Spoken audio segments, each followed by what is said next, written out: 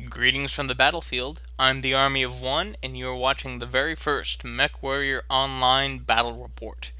Now, this will be a weekly battle report, bringing you game news, updates, patch notes, map overviews, mech builds and spotlights, and strategies, tip, tricks, and all that good stuff. Now, on this very first battle report, I will be going over the November 6th patch and the November 8th hotfix that changed a little bit of the LRM damage. Now, moving straight on to the patch, what you'll find in the patch is new matchmaking, a new variant on the Centurion, the Artemis fire control system, the double heatsink fix, quote unquote, weapon balance, and a new map.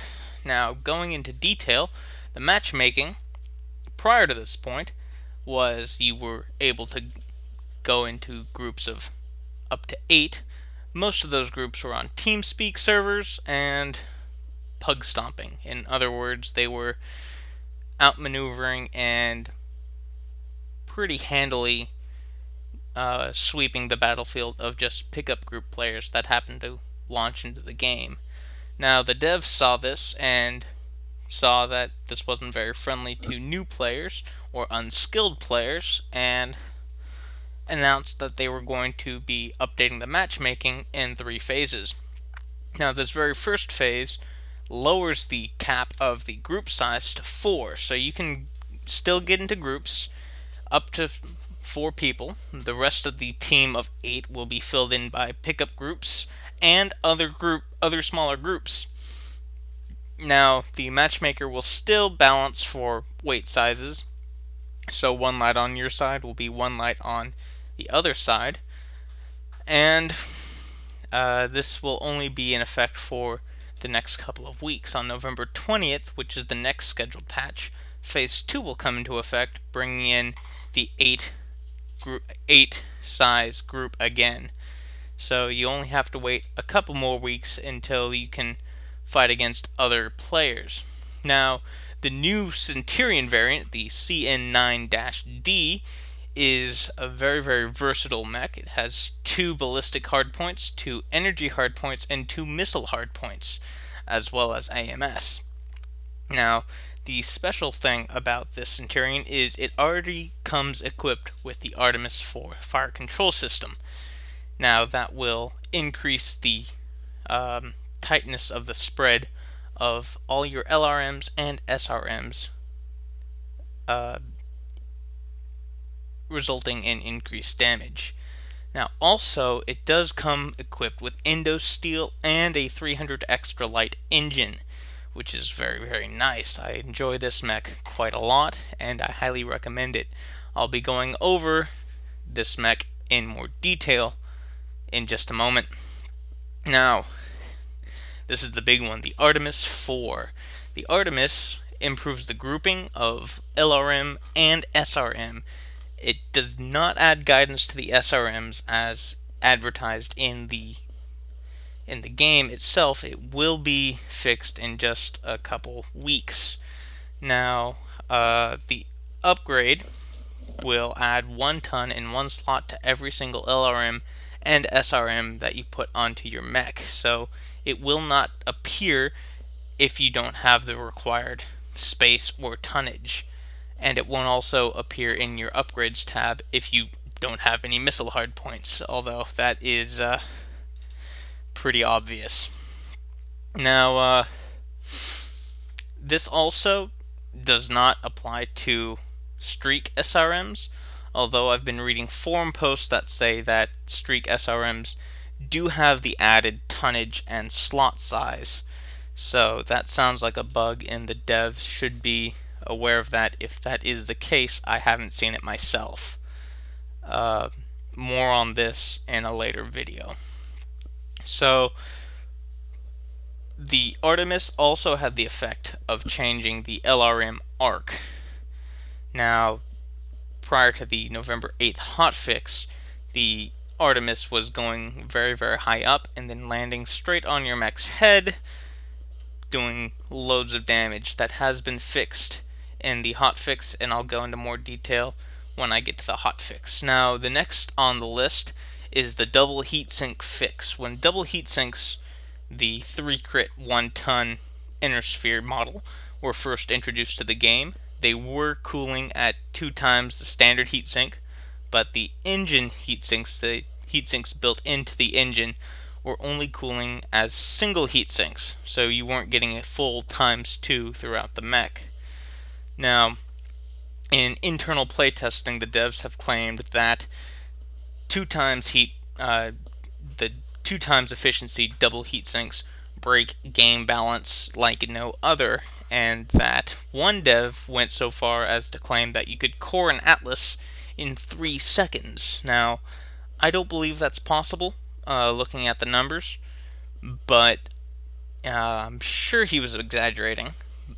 And it's still to be seen how 2 times efficiency double heatsinks would break the balance, but right now we only have 1.4 times efficient. So now, every single heatsink when you upgrade to double heatsinks will be 1.4 times as effective as standard heatsinks. That's the heatsinks in the engine as well as the heatsinks outside of the engine. Personally, I like to call these guys square root 2 heatsinks instead of double heatsinks. Just happens to be that 1.4 is roughly square root 2. Go figure. Now, also they added mech bay door lights where you can toggle them open with the slash and closed with the backslash. If you open them up, you don't have the fire delay that was from the opening up earlier, but keep in mind you will have 10% less armor on that spot when you have the weapon bay doors open. So just keep that in mind. Now for weapon balance, they decreased the heat from 7 to 6 on the AC-20. While this is more than a welcome change, I still don't see it being used on the field more than the Gauss rifle.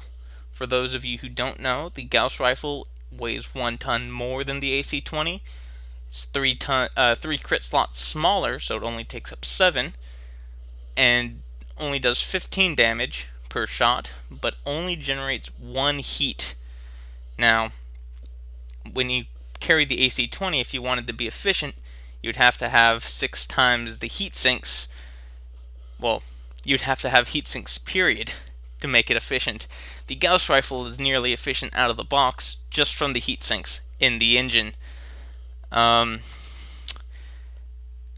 hope that we see more heat tweaking in the future from the devs like this. Maybe the AC will see more battlefield, but still right now the Gauss rifle is king.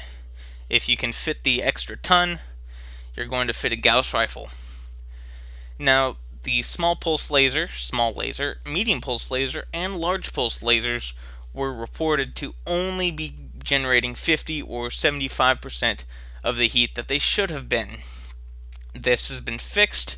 Now they are generating 100% of the heat of what's on the box. Now we should be seeing much less medium pulse lasers on the field melting your armor. While this might be a relief for some players, it's still not very nice for people that like to pilot the Hunchback 4P or the Atlas 8Q or use another one of those laser heavy builds. Moving along, we have a new map, but it's not really a new map, it's a new alternate map. This is the first of the alternate maps, the Forest Colony Snow.